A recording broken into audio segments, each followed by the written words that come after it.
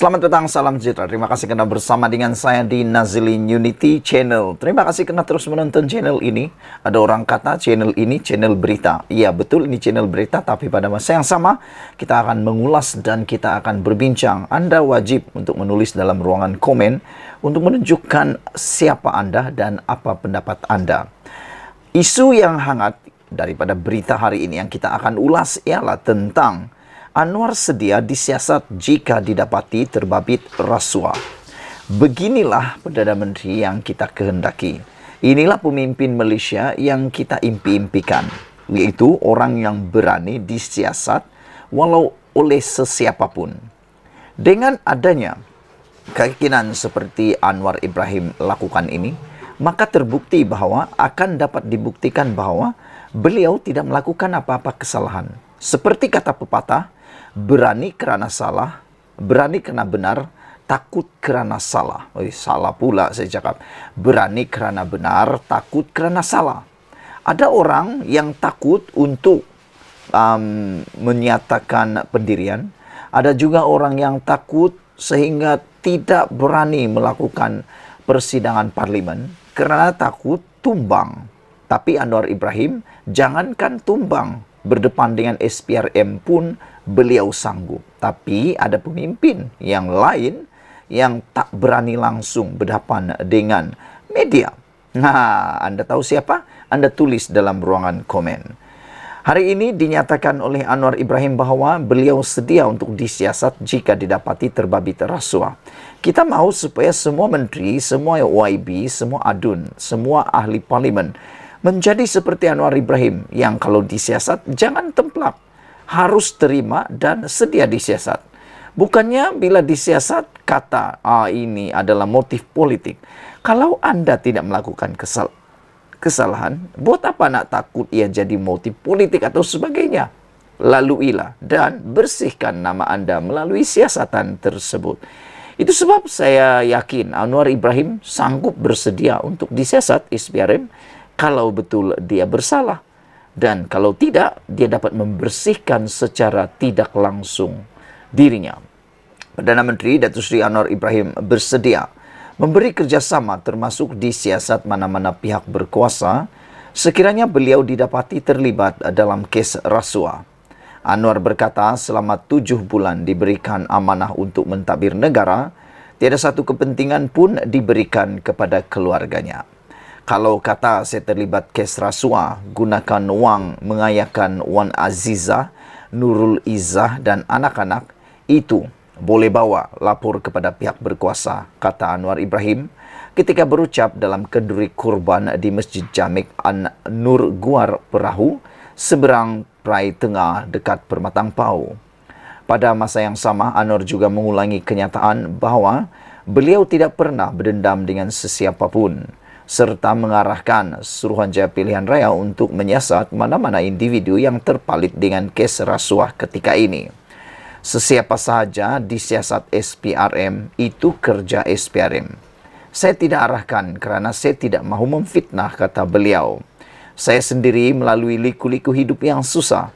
Jadi apabila ada kuasa, takkan saya nak buat kerja sebegitu politik dendam.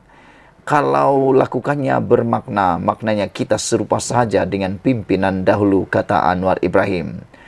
Perdana Menteri menegaskan tidak akan bertolak ansur dengan mana-mana menteri serta timbalan menteri dalam kerajaan perpaduan maupun bekas menteri sekiranya mereka terlibat dalam kes rasuah.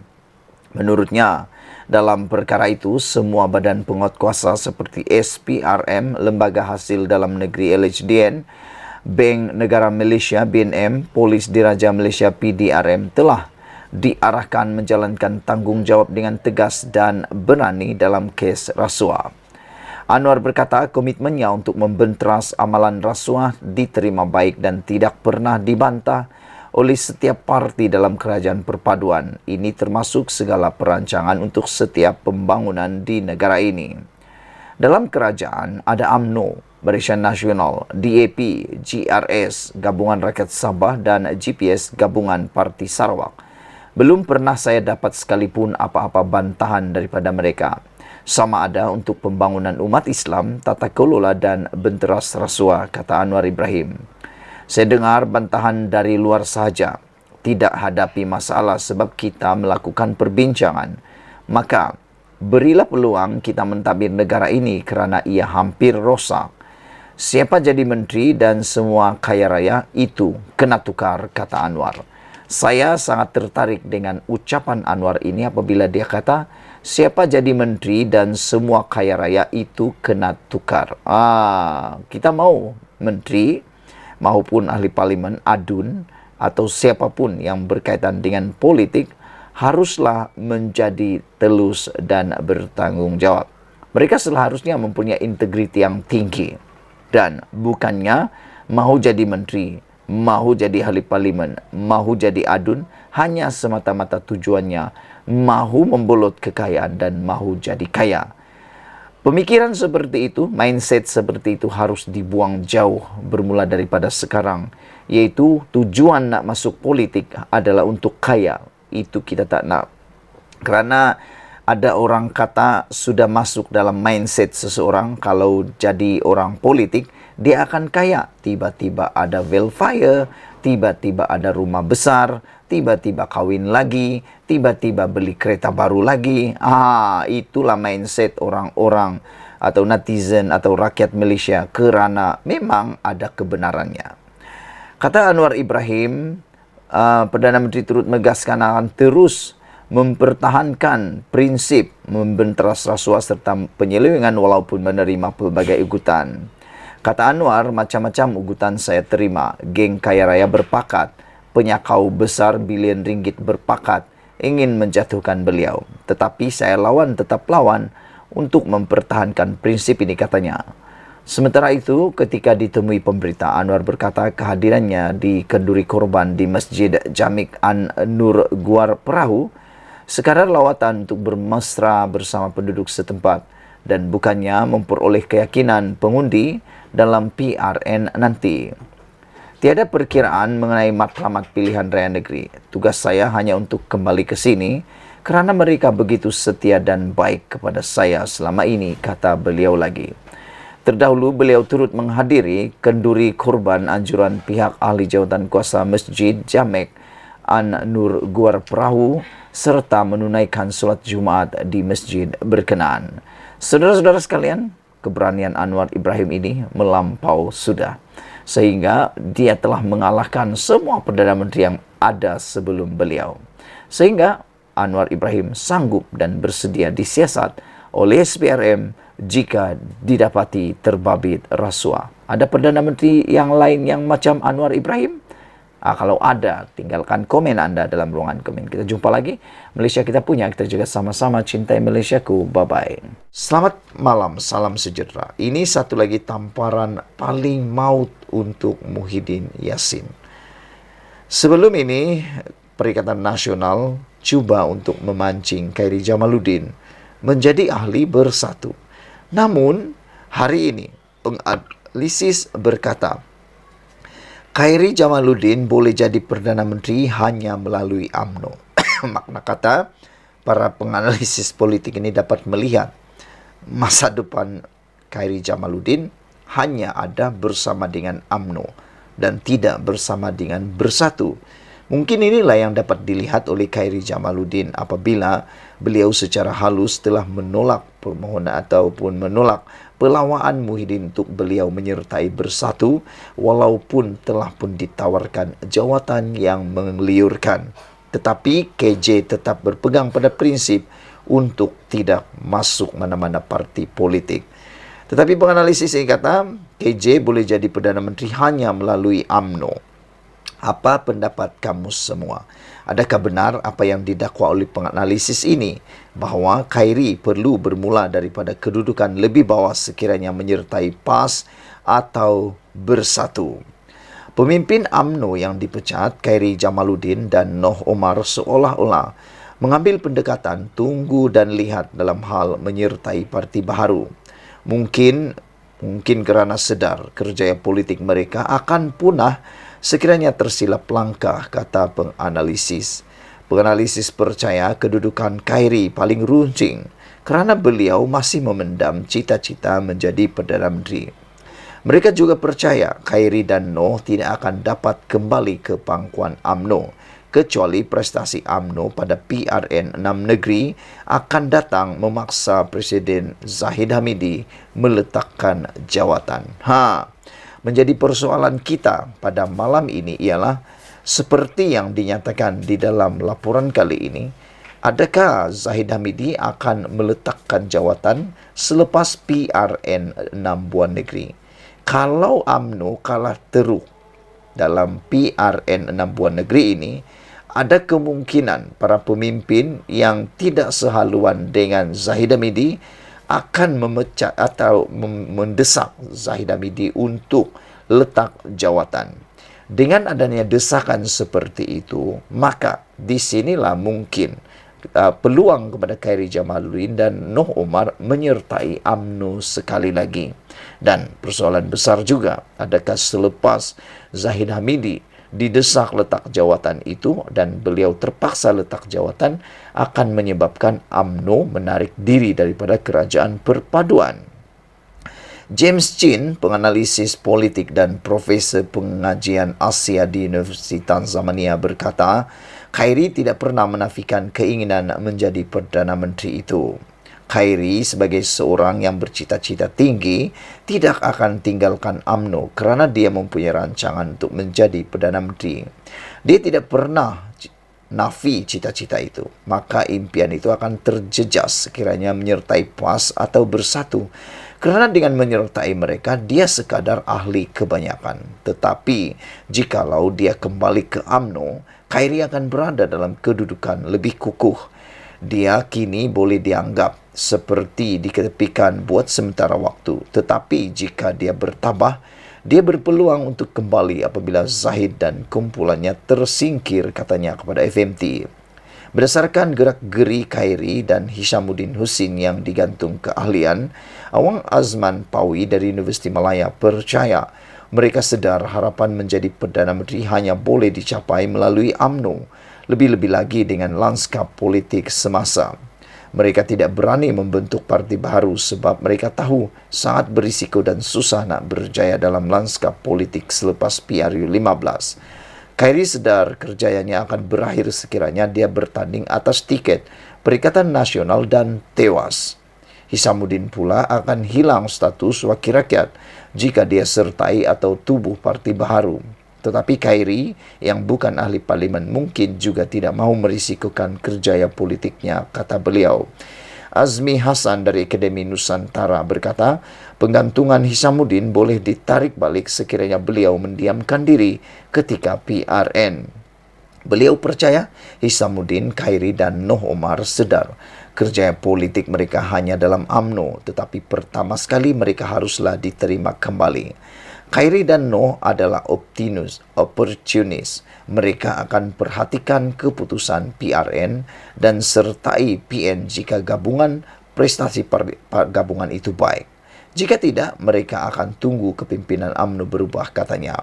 Chin berkata terdapat kemungkinan ramai pemimpin kanan UMNO dan yang tak terpilih akan berhijrah ke PN sekiranya prestasi Bersatu dan PAS pada PRN adalah baik sebagai persediaan untuk PRU. Walau beliau bagaimanapun percaya, strategi itu berisiko tinggi. Undi Melayu pecah banyak. PAS nampaknya seperti parti Melayu terkuat. Tetapi orang UMNO tidak boleh tahan dalam parti itu kerana ahli PAS tidak suka mereka. Kalau orang UMNO cuba mengubah imej mereka dalam PAS pun, usaha itu tidak akan ke mana. Maka peluang menjadi pemimpin PAS hampir sifar. Azmi berkata sekiranya PN meraih kemenangan bergaya, Khairi dan Noh akan menyertai Bersatu dan PAS secara rasmi. Tetapi katanya, jika usaha PN tidak mencapai sebarang kemajuan, mereka sentiasa boleh kembali ke pangkuan UMNO meskipun akan berdepan kesukaran selagi staf kepimpinan tertinggi parti dan majlis kerja tertingginya dikuasai pengikut setia Zahid. Sekian dulu untuk kali ini. Jangan lupa tinggalkan komen anda tentang isu pada malam ini, iaitu KJ boleh jadi pemimpin atau Perdana Menteri hanya melalui UMNO. Kata penganalisis politik, ini menjadi tamparan paling kuat kepada Muhyiddin Yassin? Dan soalan yang kedua, adakah kalau UMNO Barisan Nasional kalah teruk dalam PRN ini, Zahid Hamidi akan letak jawatan? Kita jumpa lagi. Malaysia kita punya, kita juga sama-sama cintai Malaysiaku. Bye-bye. Selamat malam, salam sejahtera. Terima kasih kerana bersama dengan saya di Nazilin Unity Channel. Ini satu kejutan tangkapan yang paling mengejutkan malam ini oleh SPRM. Kita ucapkan tahniah atas kehebatan SPRM sejak Anwar Ibrahim menjadi Perdana Menteri. Belum pernah saya lihat SPRM bertindak begitu aktif, dinamik, progresif dan sangat luar biasa sejak sebelum Anwar Ibrahim. Selepas Anwar Ibrahim, SPRM hampir setiap hari, saban hari, membuat tangkapan demi tangkapan. Bukan saja melibatkan bilis-bilis kecil, tetapi yang luar biasanya, SPRM lebih banyak sekarang ini menangkap jerung besar di samping juga bilis-bilis kecil. Dan saya sangat setuju bahawa untuk menyelesaikan barah rasuah di Malaysia ini, penyalahgunaan kuasa di Malaysia ini, ia harus dimulakan daripada jerung-jerung besar. Kerana untuk menyelesaikan jerung kecil, perlu diselesaikan dulu ibu-ibu, bapa-bapa jerung-jerung sakau ini. Hari ini diberitakan, dilaporkan sekali lagi SPRM menangkap jerung besar. 3 ekor jerung besar. SPRM hari ini menahan 3 anggota penguatkuasa disyaki terima rasuah. Very good. Begini yang terbaik SPRM yang kita kehendaki, yang bekerja tanpa rasa takut di Malaysia. Suruhanjaya Pencegahan Rasuah Malaysia SPRM Kuala Lumpur menahan 3 anggota penguatkuasa sebuah jabatan kerajaan kerana disyaki meminta dan menerima wang rasuah kira-kira RM800 daripada seorang pemandu lori. Ini betul-betul menyakitkan hati lah kan. Sudahlah seorang pemandu lori yang mungkin berpendapatan sedikit atau kurang, ataupun boleh kata itulah dia punya pendapatan utama.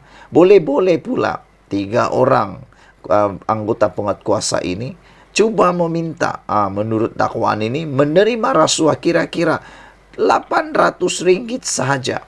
Aduh, agak sedih membacakan berita ini. RM800 sanggup diminta untuk mahu rasuah. Menurut sumber, pemandu lori berkenan mendakwa ketiga-tiga suspek lelaki yang menaiki sebuah kenderaan jabatan telah meminta wang rasuah sebagai balasan untuk dilepaskan daripada disaman. RM800 rasuah untuk tidak disaman. Yang hairannya, kalau disaman baru mungkin dalam RM300, tapi rasuah pula RM800. Hairan juga. Sumber itu menjelaskan pemandu lori berkenan didakwa tidak memiliki lesen membawa barangan ketika ditahan. Lesen membawa barangan ketika ditahan kira-kira jam 8.30 malam pada Selasa.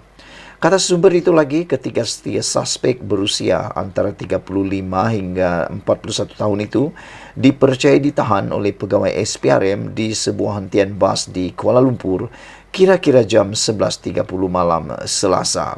Dalam pada itu, pengarah SPRM Kuala Lumpur, Muhammad Fauzi Husin, ketika dihubungi, mengesahkan penahanan tersebut dan berkata, kes disiasat di bawah Seksyen 17 dalam kurungan E, Akta SPRM 2009.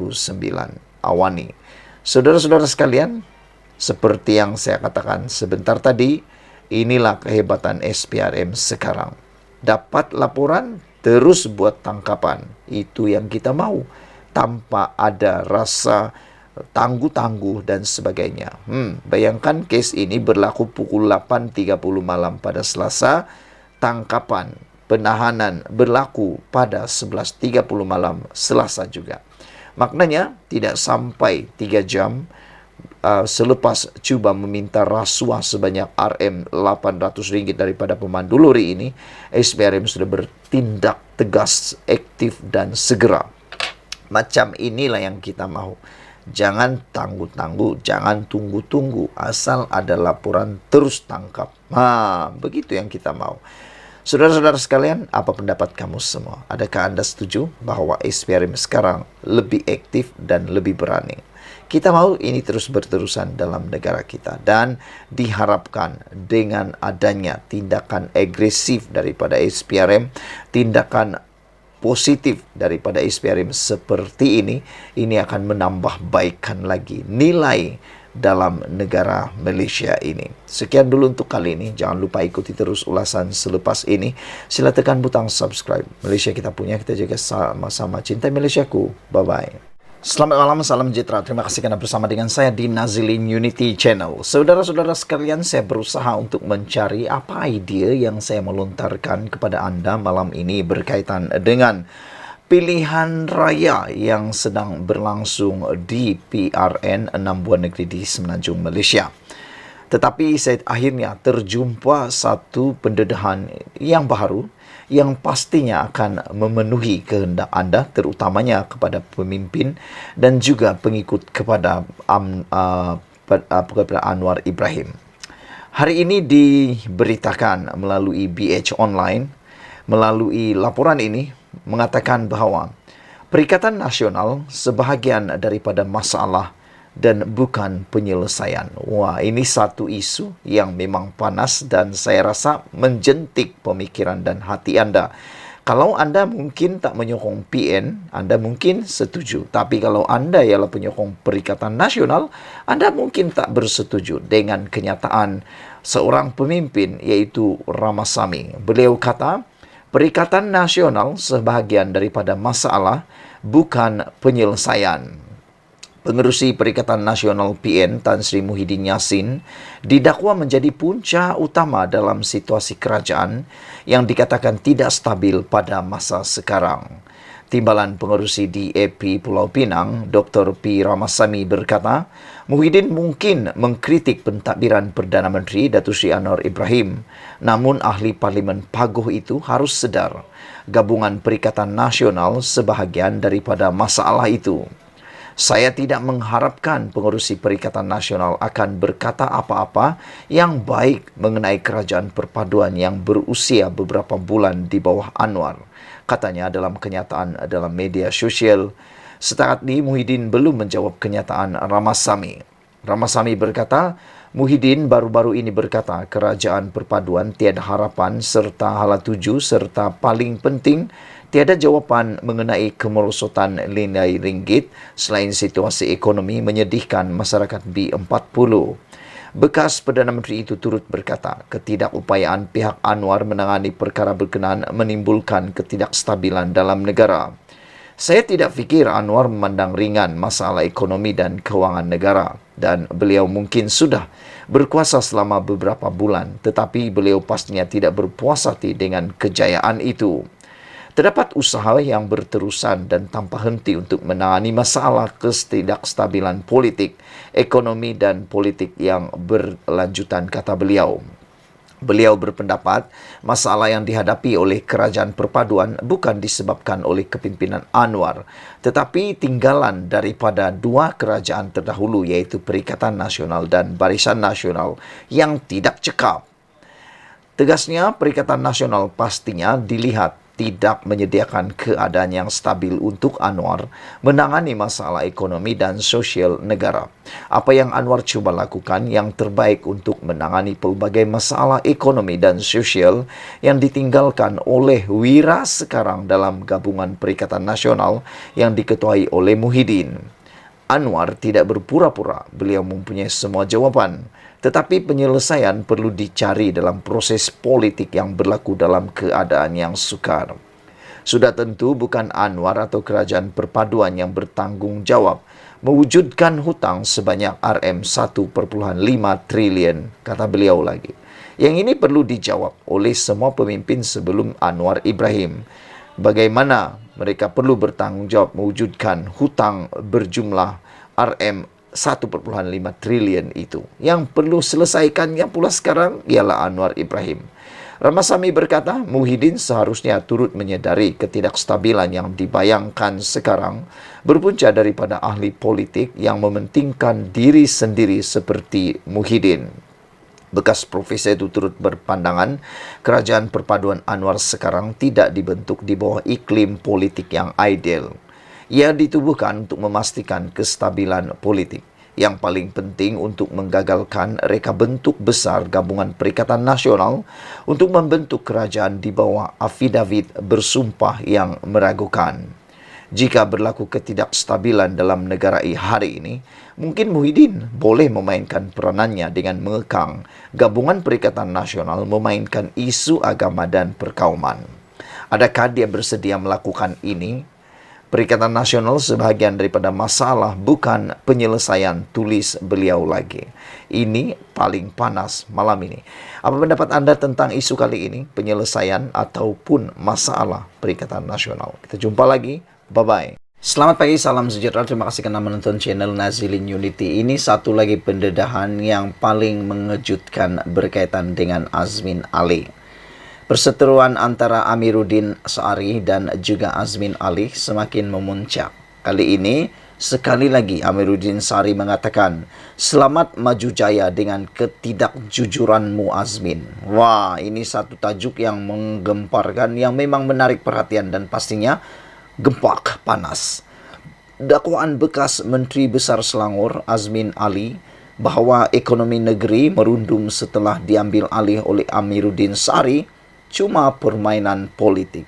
Itu cuma permainan politik dia, kata Amiruddin Syari. Tapi sangat sedih kerana seorang yang tidak bercakap jujur, terutamanya dalam hal ini kerana kepentingan politik.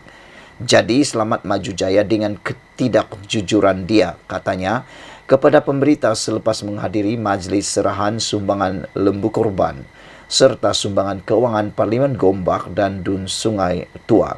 Amiruddin yang juga pengganti Azmin berkata, statistik Jabatan Perangkaan Negara DOSM membuktikan prestasi ekonomi negeri baik.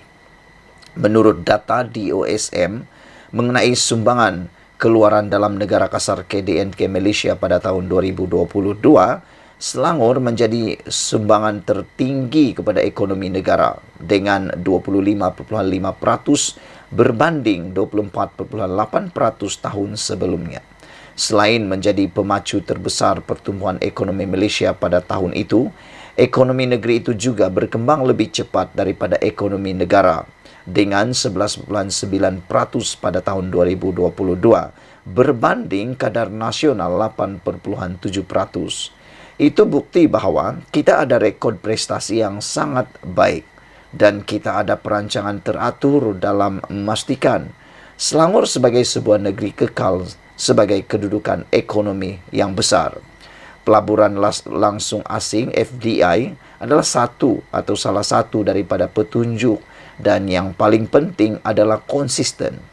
Sejak daripada tahun 2018, prestasi ada turun sikit pada tahun 2020 dan kembali meningkat pada tahun 2021. Ini membuktikan kita masih ada lagi penarikan yang lebih besar. Ini bukan datang tiba-tiba. Lepas itu, tahun berikut lemah. Itu adalah tanda perancangan yang lemah dan tiada kesefahaman. Bila kita buat hasil yang baik dan jumlah kerja, Azmin kena lihat jumlah tenaga kerja yang ditawarkan, katanya. Akhirnya Azmin terkantoi juga apabila Azmin kata apabila dakwaan Azmin Ali bahawa ekonomi negeri Selangor merundum setelah diambil alih oleh Amiruddin Syari, akhirnya Azmin Ali kantoi apabila Amiruddin sendiri bukan dengan air liur semata-mata tetapi dengan data yang jelas, data yang betul, fakta yang tepat, nombor yang betul telah pun mengalahkan Azmin Ali, mematahkan hujah Azmin Ali. Dan sebenarnya menurut Amiruddin Syari, apa yang dikatakan oleh Azmin Ali itu cuma satu permainan politik semata-mata. Itu cuma permainan politik Azmin Ali, kata Amiruddin Syari. Dengan itu dia kata, selamat maju jaya dengan ketidakjujuran. Adakah Azmin Ali ini memang sinonim dengan ketidakjujuran? Ada netizen yang menulis dalam ruangan komen, mereka kata, ya memang terbukti sebab Azmin Ali juga terlibat di dalam langkah Sheraton. Itulah yang menjadi first atau dasar utama penentu kepada sikap Azmin Ali. Dan yang menariknya apabila Amiruddin Sa'ari menunjukkan statistik Jabatan Perangkaan Negara DOSM membuktikan prestasi ekonomi negeri baik. Apabila adanya data dan fakta seperti ini, khususnya daripada Jabatan Perangkaan Negara DOSM, maka ini adalah bukti fakta yang paling tepat yang anda harus faham. Kalau orang kata tanpa ada fakta, hanya cakap-cakap, siapapun boleh cakap. Nenek saya yang di rumah pun boleh cakap, tapi tiada fakta. Jadi dengan adanya fakta daripada Amiruddin Sa'ari ini, maknanya dia telah mengalahkan, mengantoikan Azmin Ali. Menurut Amiruddin Sa'ari, Selangor menjadi penyumbang tertinggi kepada ekonomi negara dengan 25.5% berbanding 24.8% pada tahun sebelumnya. Selain daripada itu, perkembangan ekonomi negeri juga lebih tinggi, lebih cepat daripada ekonomi negara dengan 11.9% pada tahun 2022 berbanding kadar nasional 8.7%. Itu bukti bahwa kita ada rekod prestasi yang sangat baik dan kita ada perancangan teratur dalam memastikan Selangor sebagai sebuah negeri kekal sebagai kedudukan ekonomi yang besar, kata Amiruddin lagi. Selain itu, pelaburan langsung asing FDI salah satu daripada petunjuk yang paling penting adalah konsisten, kata Amiruddin lagi. Jadi saudara-saudara sekalian, apa pendapat kamu dengan tajuk ini? Selamat maju jaya dengan ketidakjujuranmu Azmin. Kita tunggulah nanti. Adakah Azmin akan jadi Menteri Besar baru untuk Selangor atau dia akan kalah dalam PRN kali ini? Apa pendapat kamu? Adakah Azmin Ali akan menang dalam PRN di Selangor? Malaysia kita punya, kita juga sama-sama cintai Malaysiaku. Bye-bye. Selamat pagi, salam sejahtera. Kalau sebelum ini kita lihat Syed Saddiq Syed Abdul Rahman ini mengidolakan Mahathir Mohamad. Tapi tiba-tiba hari ini, Syed Saddiq pula mendedahkan perkara yang kita tak sangka langsung dia akan kata. Syed Saddiq kata, Syed Saddiq minta Tun Mahathir Mohamad henti main politik lapuk pecah belah. Wah, beraninya Syed Saddiq kan. Tiba-tiba lawan bos, tiba-tiba lawan Tun Mahathir Mohamad dengan mengatakan, minta Tun Mahathir henti main politik lapuk pecah belah. Boleh tahan juga nih. Boleh tahan juga Syed Saddiq Syed Abdul Rahman menghentam idol beliau. Beliau pernah kata idol beliau ialah Mahathir Mohamad. Presiden Parti Ikatan Demokratik Malaysia Muda Syed Saddiq Syed Abdul Rahman membuat hantaran terbuka kepada Tun Mahathir Mohamad berhubung dakwaan bekas Perdana Menteri itu, orang bukan Melayu mahu menukar nama dan pemilikan Malaysia. Syed Saddiq yang sering dikaitkan sebagai anak didik Dr. Mahathir menulis dalam Twitter hari ini supaya bekas Perdana Menteri itu menghentikan politik lapuk dan menyebabkan perpecahan. Kan aku dah kata tadi, saya dah kata bahawa Syed Saddiq ni adalah anak didik kepada Dr. Mahathir. Tetapi hari ini lawan bapa pula, bapa politik beliau dengan mengatakan supaya Mahathir menghentikan politik lapuk yang menyebabkan perpecahan. Betul jugalah, saya setuju dengan Syed Saddiq Syed Abdul Rahman supaya Mahathir Mohamad berhentilah menggunakan politik lapuk yang boleh menyebabkan perpecahan kepada negara ini. Lebih-lebih lagi ianya berkaitan dengan bangsa dan agama di Malaysia. Reaksi Presiden muda itu susulan laporan media yang memetik Dr. Mahathir mendakwa segelintir golongan bukan Melayu mahu menukar nama dan pemilikan Malaysia. Syed Saddiq berkata, rakyat Malaysia tidak kira kaum dan agama bersama-sama mencintai negara ini. Mereka mahu melihat Malaysia berkembang dan menjadi negara membangun dengan peluang pekerjaan, pengangkutan awam dan tata kelola yang baik, kata beliau.